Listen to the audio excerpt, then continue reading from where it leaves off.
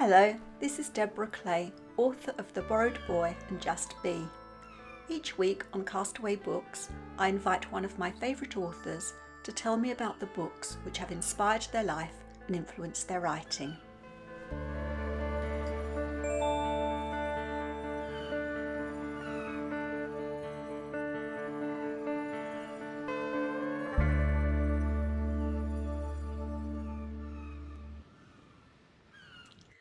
This week on Castaway Books is a bit different because my usual guest I was expecting, had to cancel at short notice. And so Anita Belli, a fellow author, has kindly stepped forward to interview me. So today the tables are turned. So thank you, Anita.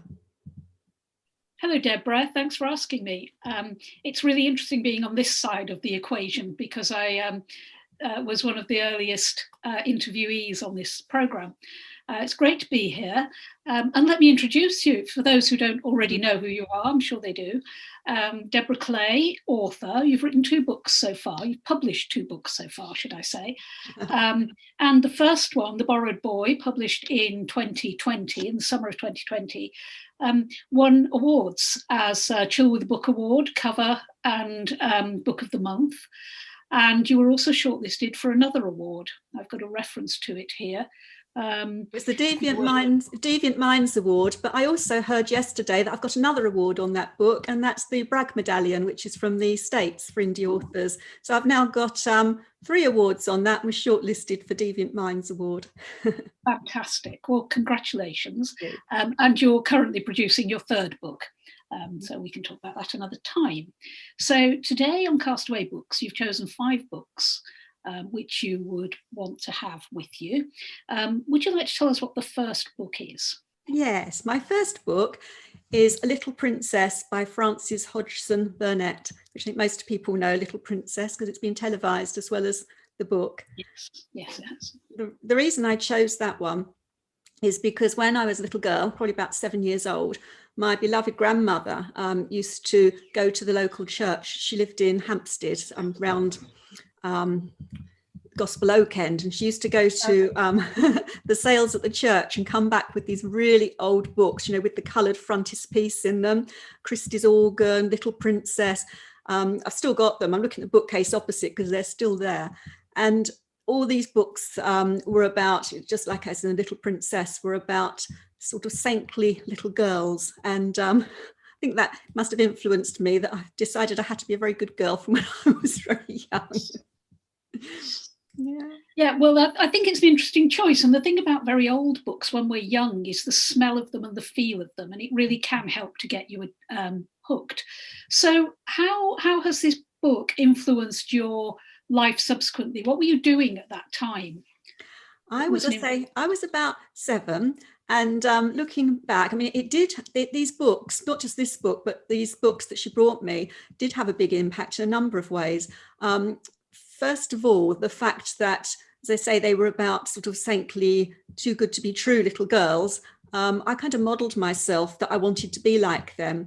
And when I was 8, I wanted to be a nun. Until I found out that my hair had to be cut, which I wasn't happy about. But then I fell in love with another idea, and that was my school teacher told us that before she came to teach in our infants primary school at the time, that she taught what she called deaf and dumb children. Not really the political correct thing to say now, but she would work with these children. And I was so inspired by this that from as young as 8 years old, I decided that was my career choice. And I was passionate about working with children with special needs from the age of 8 right up until 16. And then, because there was a there was a glut of teachers, would you believe, in about 1976, I was pushed in another career direction, which was an occupational therapist. So that definitely inspired my early career. And the other thing was, my lovely grandmother, she had very bad rheumatoid arthritis. So she would come to stay with us, and she used to have a very light eiderdown. Duvets went around in those days, were they? And I realise now that this eider down that travelled with her was because her poor joints were so painful that's why she needed this warm but lightweight cover. So anyway, we all snuggled down at the foot of her bed, minding her poor crippled feet, as she called them, to listen to her stories. And she would make up stories. And that led me to write my first handwritten book, which I've still got, Stories for Young Readers by Deborah Steele, aged 9. So my grandmother said, I think that she's going to write stories and books because of my influence. So I've got my dear grandmother to thank for that.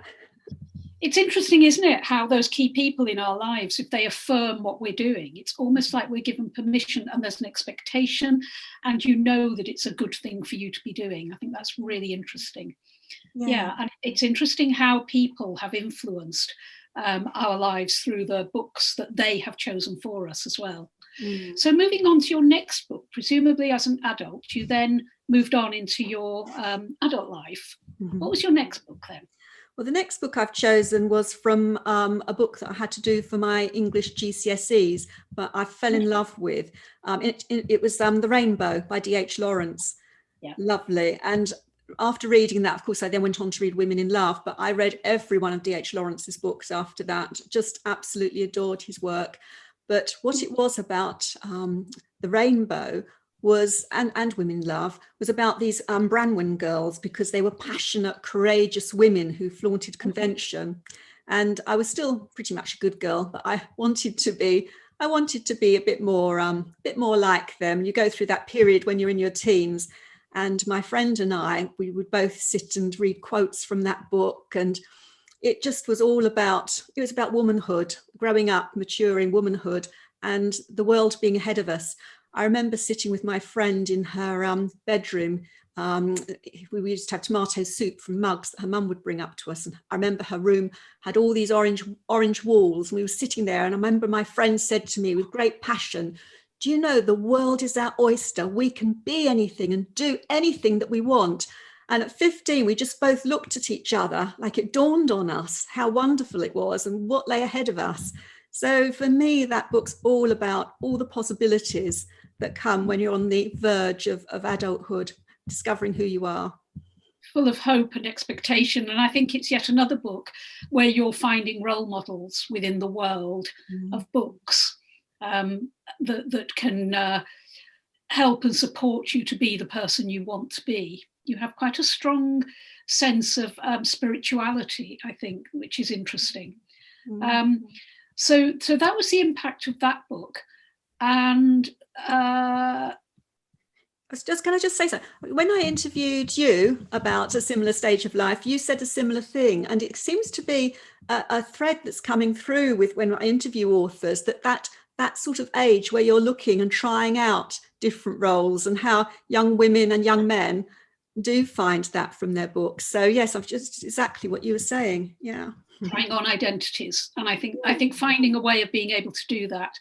And I think that's an interesting subject for a whole blog post, actually, about how we try on identities and how we find characters for our own books. I think that's really interesting.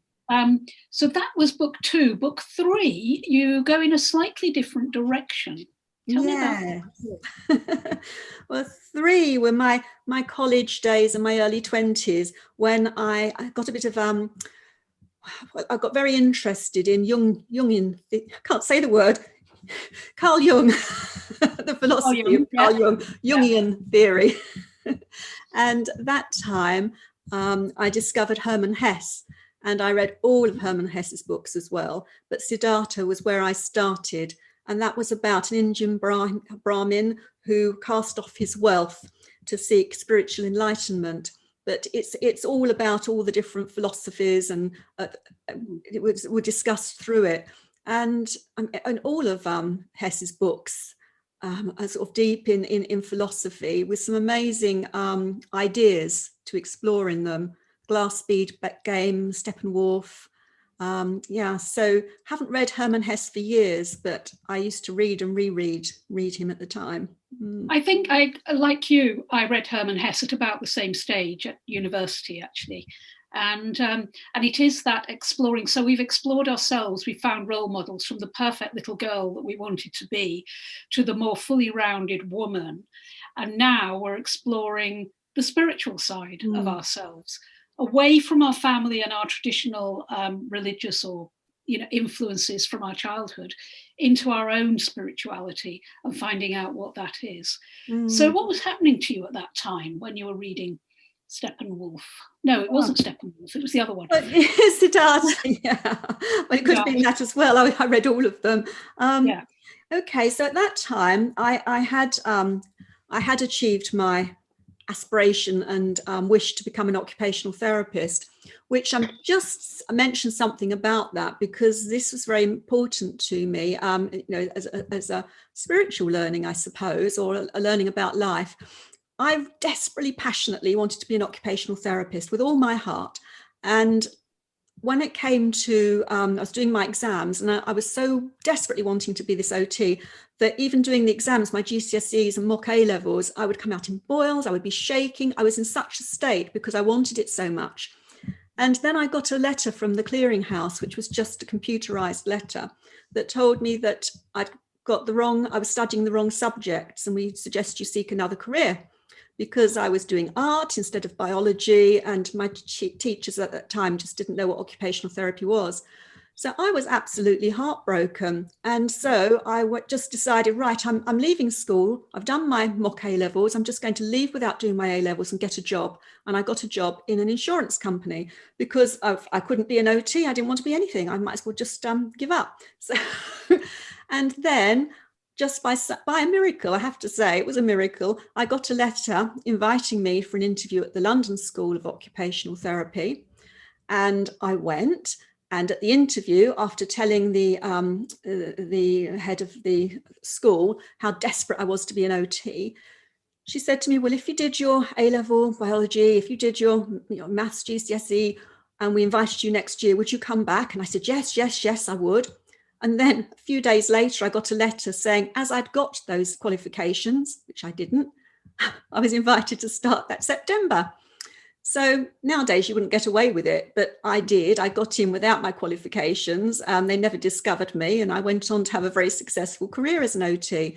But the learning I got from that, which I personally believe, is that if something is meant for you, it will come to you no matter what. However much I might try and screw things up myself, what is for me will come to me. And that was just one of several times in my life when things have worked out okay, despite me getting in the way of it.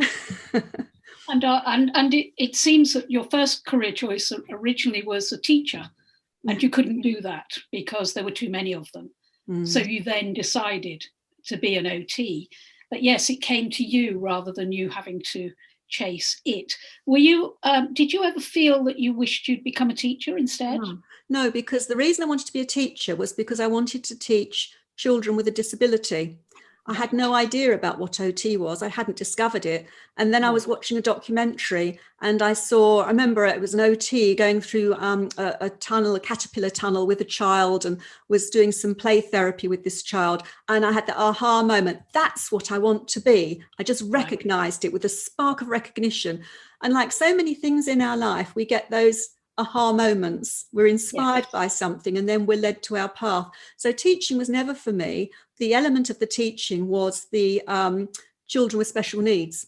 As it happened, I never worked with children. I ended up specializing in working with older people, and mental health, older people, learning disabilities were the areas that I went into.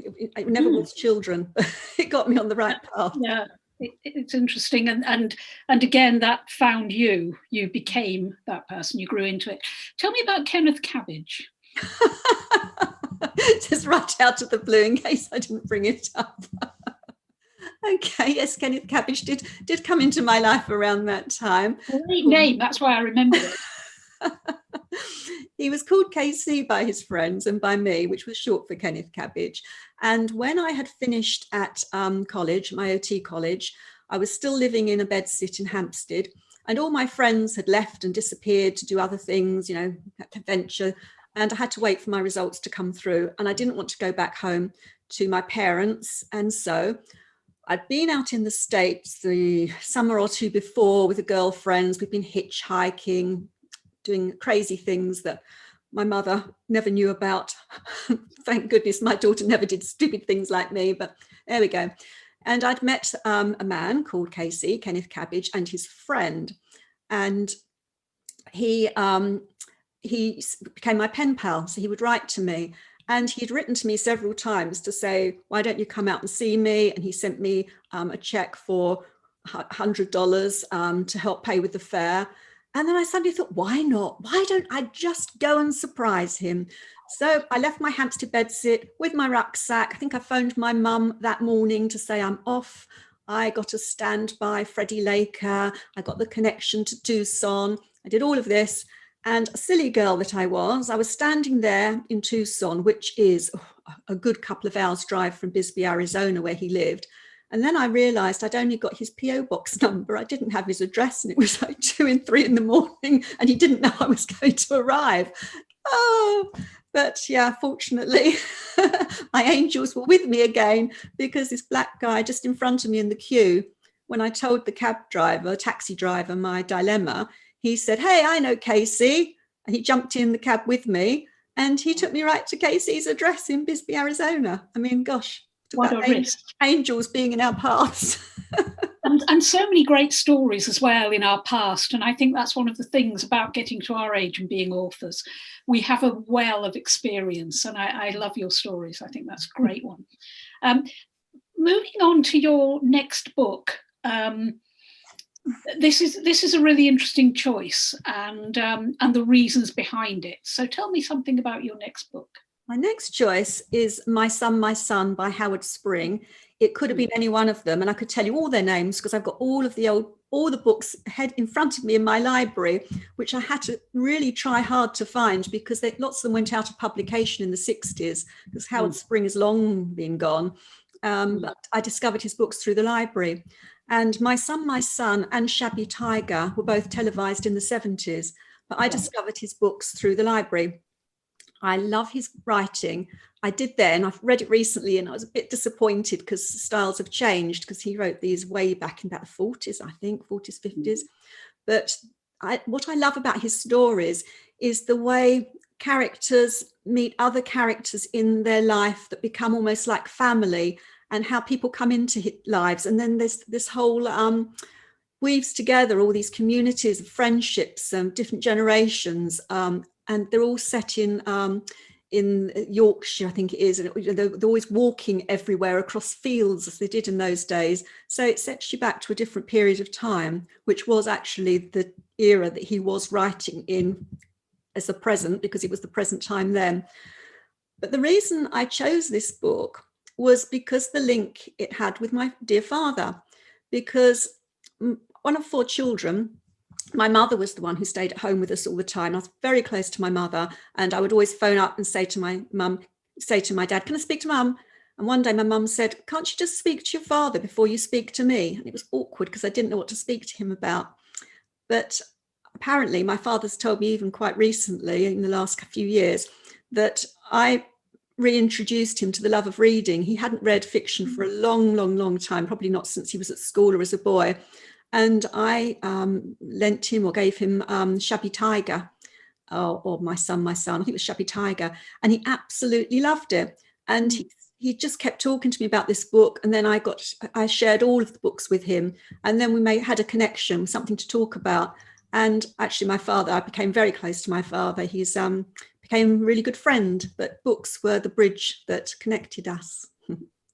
That's a lovely story, and that link through books. And the other interesting thing about that book and The Rainbow is they span generations. And I think that's also interesting, because you're talking about spanning generations.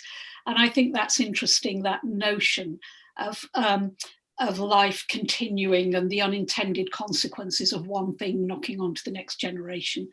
I think that's a really interesting thing in the books. The other thing that's interested me in your work is that you, with particularly going back to your occupational therapy, your writing is about marginalised people. I wrote something here that you'd said from your website. that is, your protagonists are often people who exist on the edges of society.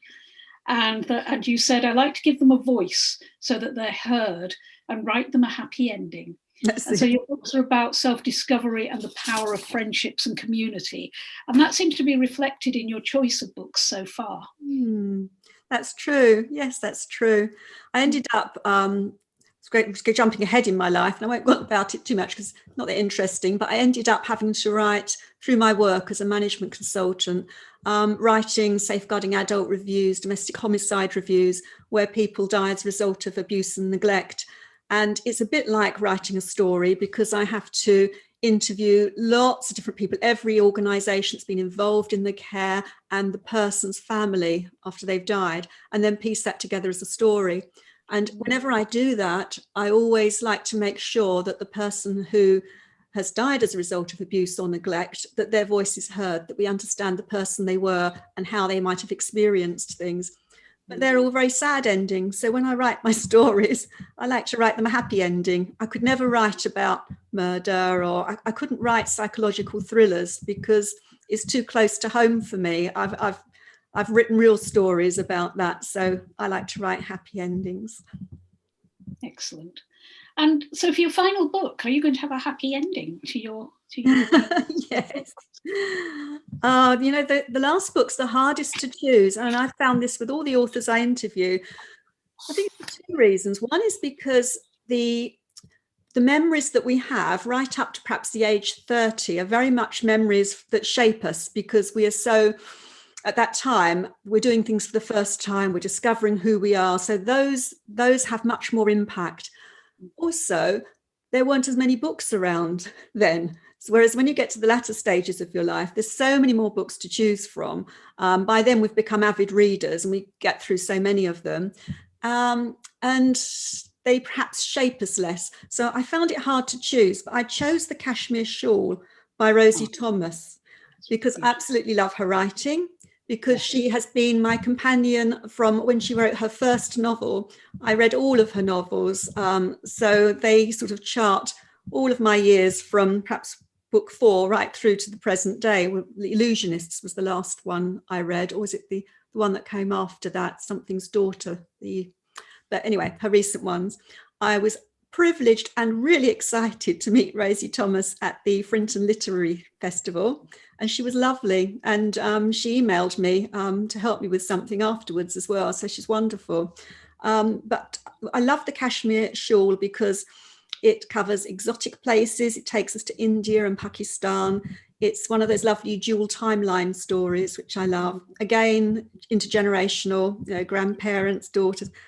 Loved it. When I first started reading Rosie Thomas, because Rosie Thomas always writes about travel because she loves traveling herself. I mean, travel's very much features in her stories. I hadn't traveled a great deal. I'd had the traveling when I was in my teens, and I thought I'm always going to travel. And then I didn't travel for many years. And then in the latter stages of my life, probably in the last 25, I don't know, since our daughter, probably about 20 years, my husband and I have done loads of traveling, lots and lots of traveling. So I think I've been to all but 1 or 2 continents of the country. So I'm lucky enough to have done lots of traveling. So yeah, that's another reason to choose. It's for the happy time in my life when I'm able to, I've got enough free time and I say enough money, but you know, it's what people spend their money on. We've always chosen to spend our money on traveling. Somebody might have a new kitchen or a new bathroom or a new car, but we both, my husband and I, always think it's much better to travel. So our money all goes on traveling. What do you get from traveling? What do you find from traveling? What is it that it gives you? I think several things, loads of things. But I mean, one of the things is memories that you can't take away. Possessions fade, that you can't take them. You know, when you're sitting in a care home, or I don't know, you've lost everything. But memories, they're there, you know, hope, God willing, but, you know, so you've got these lovely memories about time together. It's cultures, scenery, all the things as a writer, amazing to be able to pick up, you know, how other people live, the scents, the smells.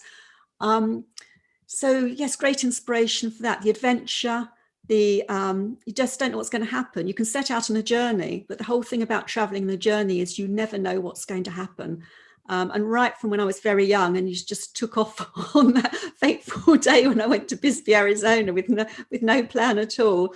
I think that's the wonderful thing about travel. You just sort of take off and you see where it will lead you.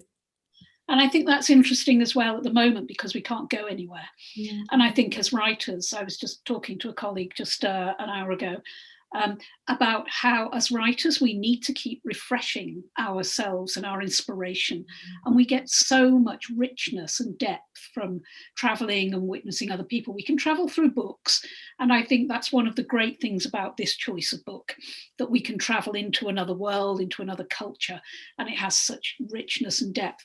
The other thing it has, which links back to a couple of the other books, is that it does span generations. Again, it covers, and as you said, a timeline. It covers 2 timelines as well, which I think is really interesting. And so what was going on in your life when you were reading this book? Gosh, well, let's say, I can't remember exactly Kashmir Shawl. I think my daughter was probably born by then. My daughter's now 31. So that was probably around then. I went on to work in management consultancy. See, my husband stayed at home to bring up our daughter because I loved my career.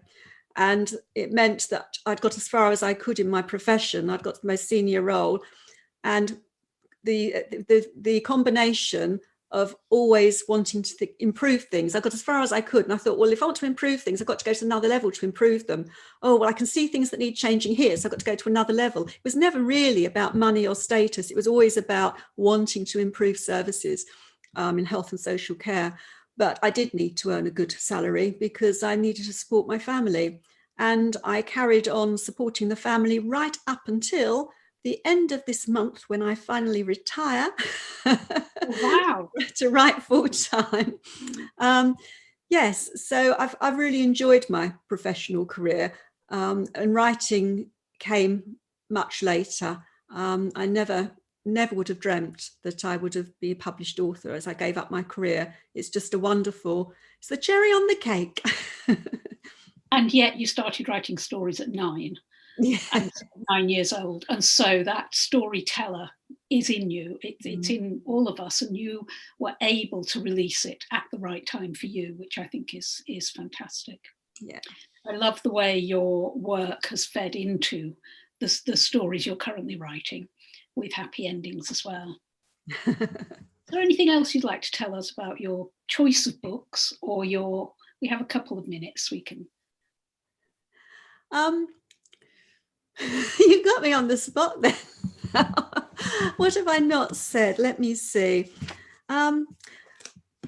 So you've told us quite a bit about your early years and how you were trying on personalities and trying to find out who you really were, and then the spirituality that came in. I think that's a really interesting part of your developing a deeper awareness of yourself.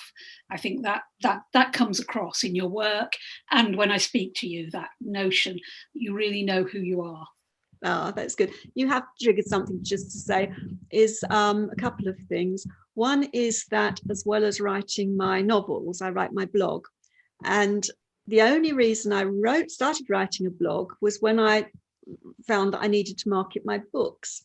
And I wouldn't have done it otherwise. And yet, right from, I can't remember how far back, before blogs were blogs, I used to think what I'd really like to do is to be able to have a little piece in a magazine, just a little local magazine, where I could write about all these thoughts that I have about spirituality and self-development. But I thought, but it would be so embarrassing, because how could I write that? But I just had something I wanted to say, and I didn't know how. But I just imagined writing a column somewhere. Blogs hadn't even been heard of then. So then when it transpired that opportunity came up, and that's what I just found myself doing, it was another one of those things where you get a seed of an idea and it just grows, and then suddenly it comes to fruition. You go, there, that's what I was going to do. And I love writing that blog because it's sharing realizations that I've had that I hope will help other people. So that was that. And then the other thing was to say, again, on these aha moments, because I've written a blog about this. I'm a firm believer that, little seeds are sown to lead us along our right path.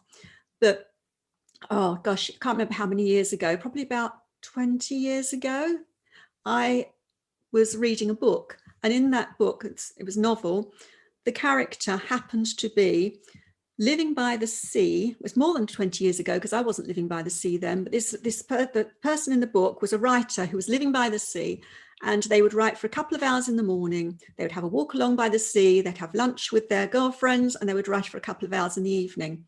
And I recognized this as something I desperately wanted. This was the lifestyle I wanted. Didn't live by the sea, had no plans to live by the sea. I hadn't written a novel. I was working in health and social care, and it was just so far from what I was doing. And then it didn't go away because I would be in a visioning workshop where somebody would say, write down or picture an image of where you want your life to be. And I still had this image, and it just was crazy because I just didn't see how it could be, because I didn't think I could write a story, and I didn't want to be writing health and social care policy stuff my whole life.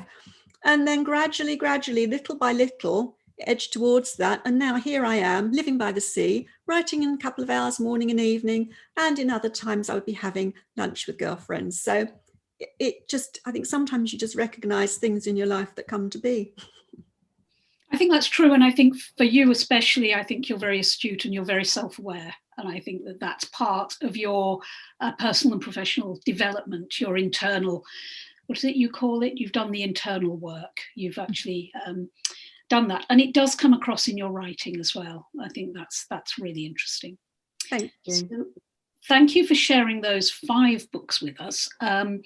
Very hard to choose just 5, isn't it? Because we've all read so many books, and often it's as much about an author as it is about the particular story. And for telling us so much about your life. On this desert island that you're going to be cast away to, you're allowed a luxury to take with you. You already have a notebook, a big fat one. It can be personalised, it can be whatever you want it to be, and a stack of pens and pencils, okay? And something to sharpen pencils with, I expect, because you'll need that. What's the luxury that you would take with you?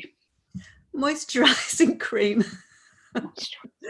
Just for my face and my body. I get eczema anyway with the stress sometimes, but not only that, if I'm going to be in the hot sun, I'm quite vain. I don't want my skin to be spoiled.